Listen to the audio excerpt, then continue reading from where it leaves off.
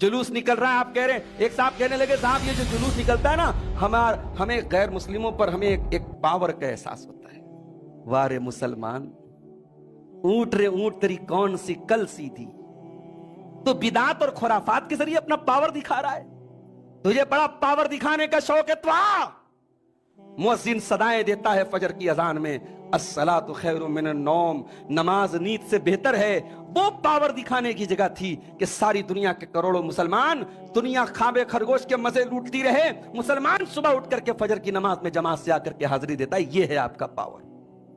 आप साहब जुलूस निकाल के पावर दिखा रहे। कोई एक हदीस की किताब ला के दे दो जिसमें ईद मिलादुन नबी का कोई चैप्टर मौजूद है मेरे भाई। तो जब सहाबा से बड़ा नबी को कोई चाहने वाला नहीं, और मेरे नबी की हयात में भी और मेरे नबी के दुनिया से जाने के बाद भी सहाबे कराम की जिंदगी में हर साल रबीउल अव्वल का महीना आता रहा।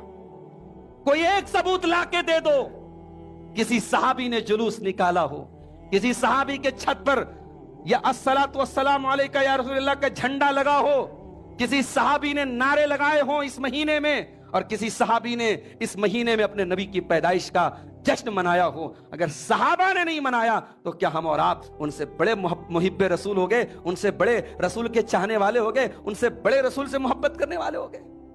नहीं मेरे भाई, बिदात के जरिए नबी की मोहब्बत हासिल नहीं होती। नबी से मोहब्बत है तो सुन्नत से मोहब्बत करो, नबी की सुन्नतों को अपनाओ, नबी के तरीके को अपनाओ। कोई एक हदीस की किताब ला के दे दो जिसमें ईद मिलादुन नबी का कोई चैप्टर मौजूद हो मेरे भाई, नहीं मिलेगा आपको।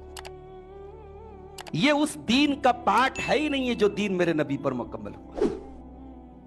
आपको इमोशनली अच्छा लग रहा है, जुलूस निकल रहा है, आप कह रहे हैं, एक साहब कहने लगे साहब ये जो जुलूस निकलता है ना हमें गैर मुस्लिमों पर हमें एक पावर का एहसास होता है। वारे मुसलमान, ऊंट रे ऊंट तेरी कौन सी कल सीधी। तो बिदात और खुराफात के जरिए अपना पावर दिखा रहा है। तुझे बड़ा पावर दिखाने का शौक है तो आ। मुअज्जिन सदाएं देता है फजर की अजान में, अस्सलातु खैरुम मिनन नौम, नमाज नींद से बेहतर है।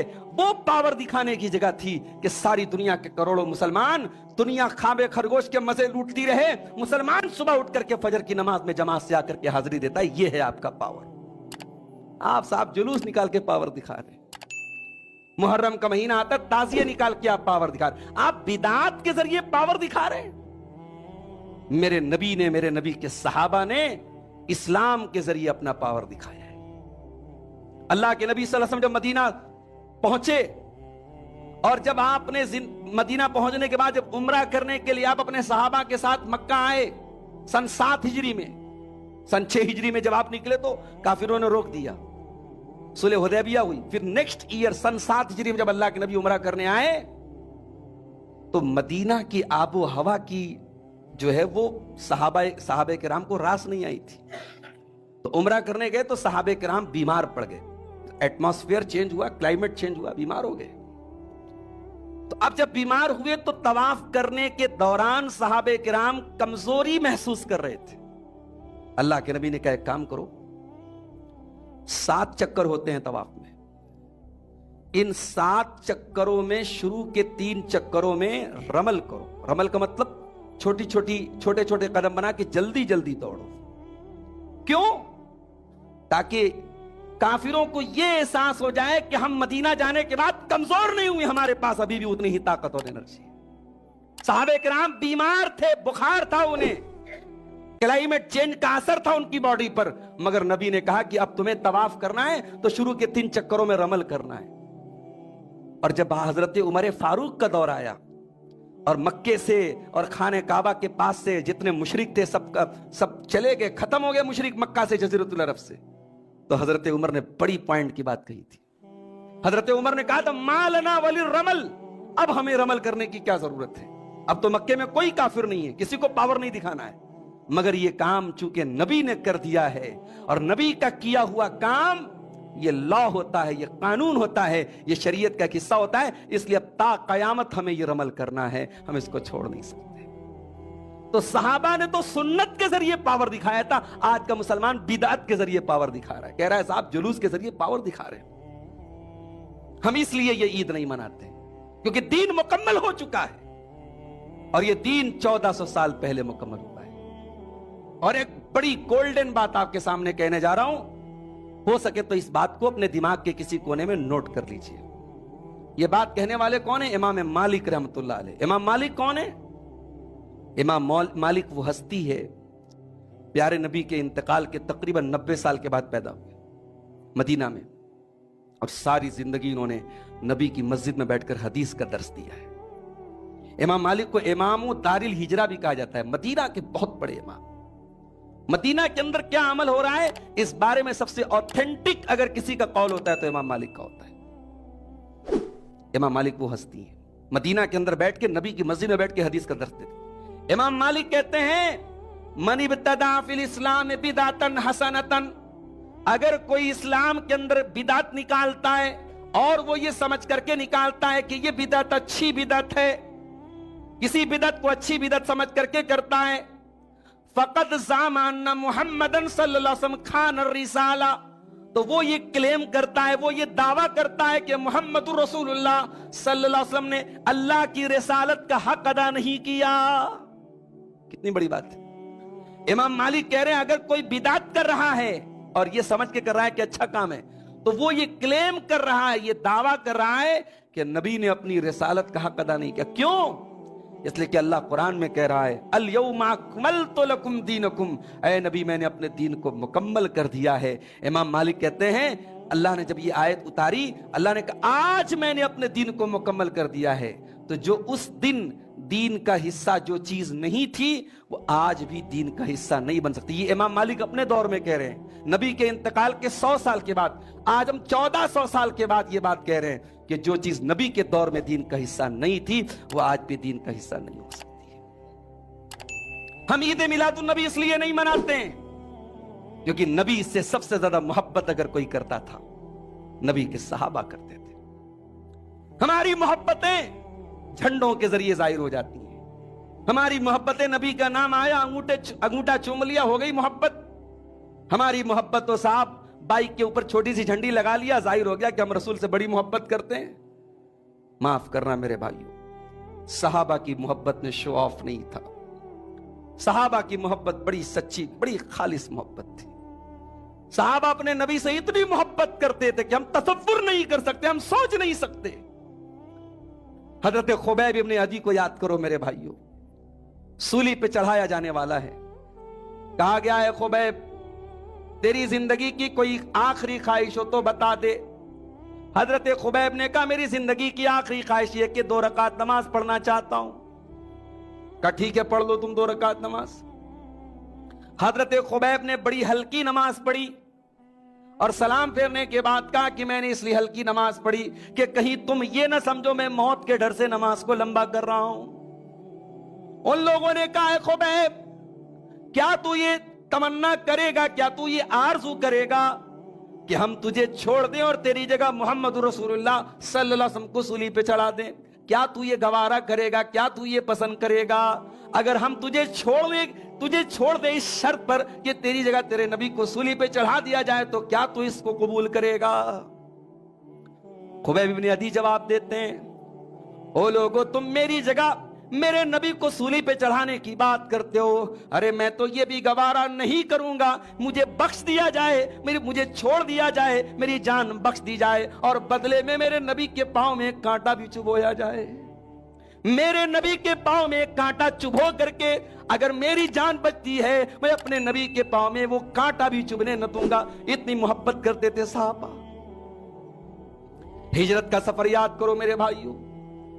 غار ثور میں اللہ کے نبی پہنچے، ابو بکر صدیق بھی پہنچے اور حضرت ابو بکر صدیق نے اس غار ثور کے اندر جتنے سوراخ تھے سارے سوراخوں کو کپڑے وغیرہ سے بند کر دیا. ایک سوراخ باقی رہ گیا. حضرت ابو بکر صدیق نے اپنے پاؤں کے انگوٹھے سے اس سوراخ کو بند کیا. اس کے اندر کوئی زہریلا جانور تھا، وہ بار بار نکلنے کی کوشش کر رہا تھا، ڈھنک مار رہا تھا.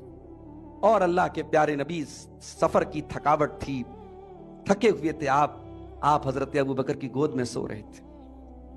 حضرت ابو بکر صدیق کو وہ جانور ڈنک مار رہا ہے، تکلیف ہے، لیکن اپنے باڈی کو حرکت نہیں دے رہے ہیں کہ مبادا میرے نبی کے آرام میں خلل نہ پڑ جائے. جب ان کی تکلیف आंसुओं की शक्ल में उनकी आंखों से गिरी है, और वो गरम गरम आंसू जब जनाब मोहम्मद रसूलुल्लाह सल्लल्लाहु अलैहि वसल्लम के ऊपर गिरे हैं, अल्लाह के नबी की नींद को लिया। आपने कहा अबू बकर क्या बात है? कहा कि अल्लाह के नबी कोई जानवर डंक मार रहा है। अल्लाह के प्यारे नबी ने अपना लुआब वहां पे लगाया, उनका जख्म ठीक हो गया। इतनी मोहब्बत करते थे सहाबा अल्लाह के नबी से। हजरत सुहैब रूमी ये मक्का में रहते थे, बचपन में आए थे, गुलाम बन के आए थे, फिर मक्का में रह के इन्होंने तिजारत किया, बिजनेस किया, पैसा कमाया, अच्छा पैसा इकट्ठा कर लिया, प्यारे नबी के ऊपर ईमान लाए, प्यारे नबी सल्लल्लाहु अलैहि वसल्लम मदीना चले गए। सुहैब नहीं जा सके, जब बाद में मौका मिला मदीना जाने लगे, अपने जिंदगी भर की कमाई को इकट्ठा करके लेके जाने लगे। मक्का के काफिरों ने इनका ऊंट पकड़ लिया। कहां जा रहे हो? कहा यस्रिब जा रहा हूं, मदीना जा रहा हूं अपने नबी के पास। कहा कि ऐ सुहैब, मक्का में आए थे तो खाली हाथ थे, फकीर थे, एक फूटी कौड़ी तुम्हारे पास नहीं थी, हमारे बीच में रह के तुमने पैसा कमाया, बिजनेस किया, इतना माल इकट्ठा किया, आज चाहते हो सब जो है बटोर के लेके चले जाओ, हम ऐसा नहीं करने देंगे। का फिर क्या करोगे? का तुम्हें जाना है तो जाओ, अपना सारा माल हमें देके जाना पड़ेगा। जिंदगी भर की कमाई इस्लाम के लिए, अपने नबी के लिए, नबी की मोहब्बत के लिए सुहैब रूमी ने पल भर में कुर्बान कर दी। कहा जाओ, अगर तुम्हें ये इस माल का लालच है और इस वजह से तुम मुझे रोक रहे हो, तो जाओ मैं ये माल तुमको देता हूं। और हजरत सुहैब रूमी रजी अल्लाह तआला अन्हु खाली हाथ जिंदगी भर की सारी गाड़ी कमाई उनके मक्का के काफिरों के हवाले करके चले गए। और जब मदीना पहुंचे हैं, अल्लाह के प्यारे नबी ने इनको गले से लगाया, पहली नजर पड़ी तो गले से लगाया और कहा, अल्लाह की तरफ से अल्लाह के नबी को बता दिया गया था, आपने कहा कि ऐ सुहैब रबिह तल बैया, तूने बड़े फायदे का सौदा किया है, तूने कोई घाटा नहीं कमाया, तूने कोई लॉस नहीं किया, तूने बहुत बड़ा प्रॉफिट कमाया है, तूने फायदे का सौदा किया है। ये सहाबे किराम थे मेरे भाई। हम और आप बातें कर सकते हैं, हमारी मोहब्बत जबानी मोहब्बत, हमारी मोहब्बत गुफ्तार की मोहब्बत, और सहाबा की मोहब्बत किरदार की मोहब्बत, सहाबा की मोहब्बत अमली मोहब्बत, सहाबा की मोहब्बत प्रैक्टिकल मोहब्बत। तो जो सहाबा नबी से इतनी मोहब्बत करते थे, उनकी मोहब्बत की गवाही कुरान दे रहा है। कुरान गवाही देता है कि मेरे नबी के सहाबा ये अल्लाह और उसके रसूल से बड़ी मोहब्बत करने वाले हैं। कुरान का 26वां पारा उठाइए, सूरह फत की आखिरी आयत देखिए। सहाबे किराम के बारे में अगर किसी के दिमाग में कोई गंदगी है, जाओ आपको रेफरेंस दे रहा हूं, सूरह फत की आयत नंबर 29, सूरह फत की आखिरी आयत पढ़ लेना, आपका अकीदा सही हो जाएगा इंशाअल्लाह। मुहम्मदुर रसूलुल्लाह वल्लज़ीना माअहु अशिद्दाउ अलल कुफ्फारि रुहमाउ बैनहुम तराहुम रुक्कअन सुज्जदन यब्तगूना फज़लन मिनल्लाहि व रिज़वाना। मुहम्मद सल्लल्लाहु अलैहि वसल्लम अल्लाह के रसूल हैं, और आपके साथी, आपके सहाबा ये इस्लाम के दुश्मनों के बड़े सख्त हैं और आपस में बड़े रहम दिल हैं। तुम उनको जब भी देखोगे तुम्हें रुकू की हालत में नजर आएंगे या सजदे की हालत में नजर आएंगे। इनकी नमाज, इनका रुकू, इनका सजदा लोगों को दिखाने के लिए नहीं है। यब्तगूना फज़लन मिनल्लाहि व रिज़वाना, ये अल्लाह की रजा के तालिब हैं, ये अल्लाह के फजल के तालिब हैं, ये अल्लाह को खुश करना चाहते हैं, ये बंदों को खुश नहीं करना चाहते। ये है नबी के सहाबा। तो जब सहाबा से बड़ा नबी को कोई चाहने वाला नहीं, और मेरे नबी की हयात में भी और मेरे नबी के दुनिया से जाने के बाद भी सहाबा किराम की जिंदगी में हर साल रबीउल अव्वल का महीना आता रहा। कोई एक सबूत लाके दे दो, किसी सहाबी ने जुलूस निकाला हो, किसी सहाबी के छत पर या अस्सलातु वस्सलामु अलैका या रसूलल्लाह का झंडा लगा हो, किसी सहाबी ने नारे लगाए हो इस महीने में, और किसी सहाबी ने इस महीने में अपने नबी की पैदाइश का जश्न मनाया हो। अगर सहाबा ने नहीं मनाया तो क्या हम और आप उनसे बड़े मुहिब्बे रसूल हो गए, उनसे बड़े रसूल के चाहने वाले हो गए, उनसे बड़े रसूल से मोहब्बत करने वाले हो गए?